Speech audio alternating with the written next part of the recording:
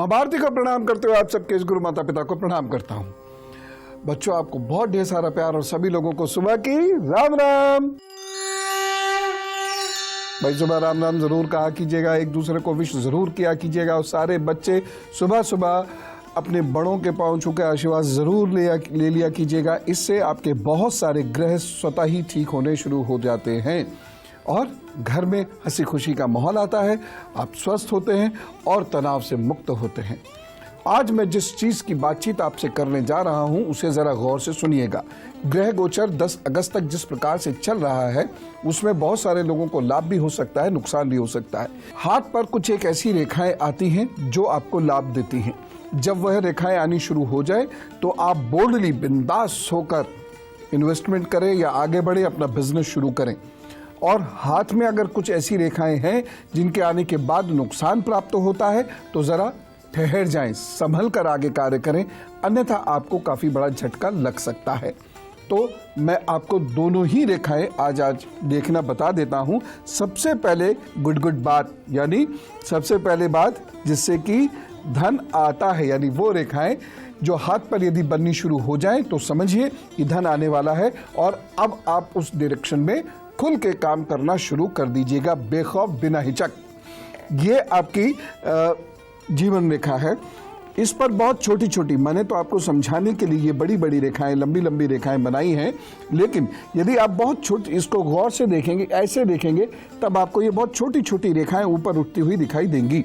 अगर इस प्रकार से छोटी रेखाएं ऊपर उठती हुई दिखाई दे रही हैं तो इसका मतलब है कि आप थोड़ा सा भी एफर्ट्स करेंगे इस वक्त तो वह सक्सेसफुल हो जाएगा। और ऐसे समय में लोगों को खूब आगे बढ़कर विशेष काम करना चाहते हैं तो बिल्कुल कीजिए। कुछ रेखाएं 10 अगस्त तक इस प्रकार से बनने लग जाएं तो इसका तो अर्थ स्पष्ट है ही, किसी की मदद से, किसी की वजह से, किसी के कारण से कहीं दूर जाकर भी हो सकता है, लेकिन ये आपका नया कार्य होता हुआ दिखाई दे रहा है। यानी हो सकता है आप दूर भी जाएं, विदेश तक जा सकते हैं और किसी की मदद से या किसी के साथ में आपका कुछ नया कार्य बनने वाला है।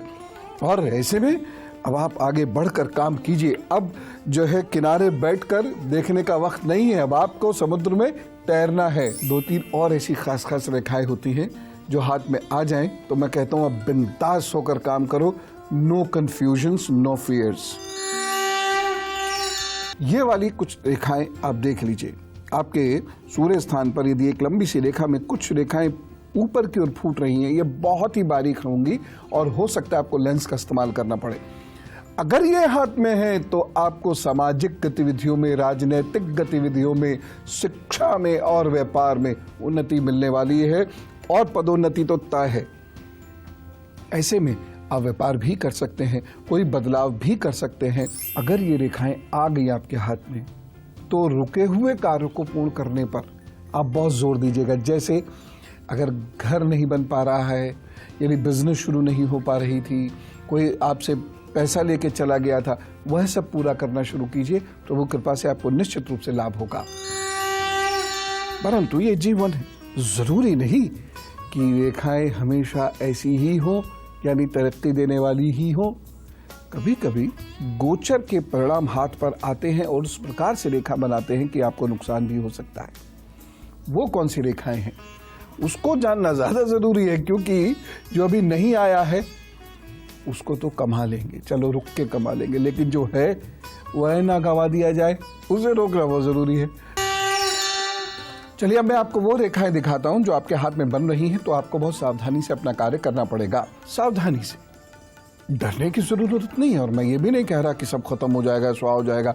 सामान्यतः लोग बहुत ज्यादा डर जाते हैं, एकदम बड़े बड़ी बातें सोचने लगते हैं। एकदम एक्सट्रीम्स में मत जाइए, सिर्फ आपको सावधानी बरतनी होगी क्योंकि नुकसान दिखाने वाली रेखाएं हैं। यदि इस प्रकार से ये रेखाएं नीचे की ओर जा रही हैं तो कुछ ऐसी भावनात्मक समस्याएं हो सकती हैं या किसी के स्वास्थ्य आदि की कमी की वजह से या कमजोरी की वजह से आपको कुछ दिक्कत हो सकती है। आपको अलर्ट रहना होगा। एक आध उपाय भी आप कर सकते हैं। वैसे तो उपायों के बारे में मैंने बहुत सारी चीजें बताई हैं, लेकिन आज भी बता दूंगा। इस प्रकार से कुछ रेखाएं, ये बहुत छोटी सी रेखाएं होंगी, उतनी लंबी नहीं होंगी जितनी मैं दिखा रहा हूं आपको। ये बहुत छोटी सी रेखाएं यहाँ पर आ जाएंगी। या फिर आपकी जो भाग्य रेखा है ये बीच में से इसमें गैप आना शुरू हो जाएगा, ये हल्की पड़ जाएगी। अगर बिल्कुल स्पष्ट गैप नहीं भी आता है तो ये हल्की पड़ जाएगी। यानी सावधानी किसमें? आपको ऑफिस में बहुत सोच समझ कर काम करना है। आपको पढ़ाई लिखाई में खासतौर से कंपटीशन दे रहे हैं तो अब और ज़्यादा मेहनत करनी है। और बिजनेस में अपने बड़े डिसीजंस नहीं लेने हैं, खासतौर से अकेले तो बिल्कुल नहीं लेने हैं। और कागज आदि पे एकदम मजबूती और पक्के होकर आपको काम करना होगा।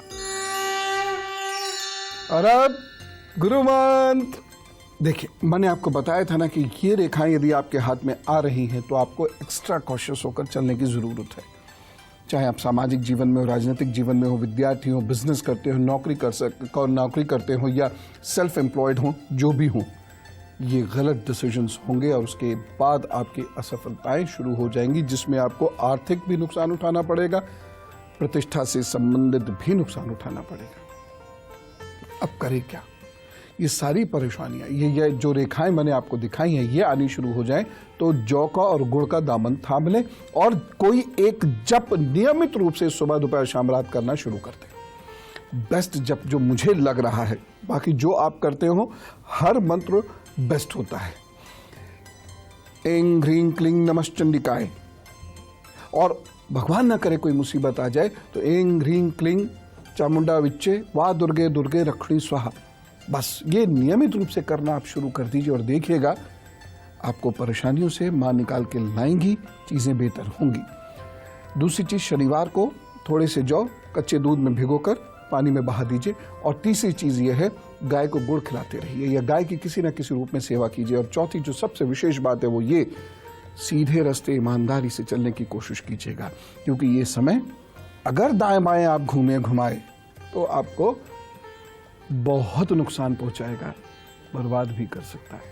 प्रकृति या ईश्वर कभी भी बिना बताए अच्छा या बुरा नहीं करते। संकेत स्पष्ट आते हैं, हम उन्हें नहीं समझ पाते। मैं बता रहा हूं, आप समझ लीजिए। मैं ये नहीं कहता कि सारे दुख एकदम टल जाएंगे और अब आप बहुत सुखी हो जाएंगे, ये आप पर डिपेंड करता है। आप कितने उपाय कर सकते हैं, कितनी आराधना कर सकते हैं और कितना अपने जीवन को अनुशासित कर सकते हैं, ये सब उस पर डिपेंड करेगा, तब ईश्वर की कृपा प्राप्त होगी। ठीक, तो अब हम चलें और आप खूब फूले फलें। राम राम, नमस्कार।